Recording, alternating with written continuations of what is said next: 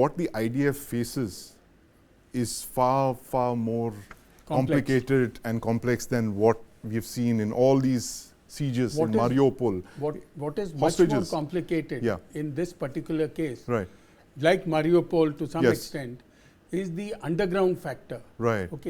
Because normally when you talk of fighting in towns and cities, you are talking in fighting over ground. The problem is the houses, the buildings, people hiding behind these, people hiding behind the rubble, snipers. But to all that, if you add the factor of going underground, and there are human shields, I've read reports that there are 500 kilometers of tunnels. Now, if that is true, it might be exaggerated, but even if it is partially true, you can well imagine what the Israeli army will face. Is that one of the reasons that they did a second take and they didn't go in immediately, as you said? I'm sure. What kind of preparations? Israeli extremely army professional. is a professional army, and to that extent, I suppose they know the complexities. And after all, they are going in after having suffered a huge setback. So they cannot be complacent. They cannot say that Hamas is some ragtag army, which or ragtag group of fighters whom they can sort out without any problem. They're well aware after what's happened on 7th of October that they are dealing with somebody who can be equally well trained and motivated.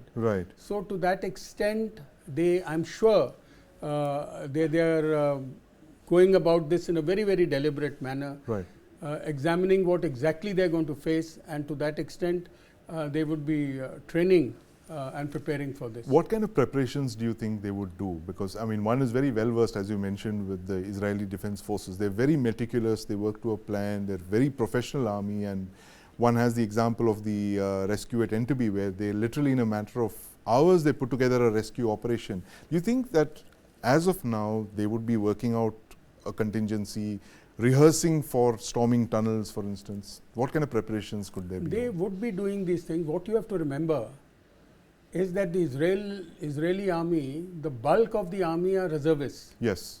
And many of these reservists come out of the conscripts. So when an Israeli young man or young lady, they finish school or college or whatever, at a certain stage, they go and do their conscript service, compulsory service. After which they go into the reserve. So now there is because of what has happened on October 7th, reports say that 360,000 Israeli reservists have been. Now, when you get reservists whom you sort of get back into service, you have to train them, because everybody is not a professional soldier.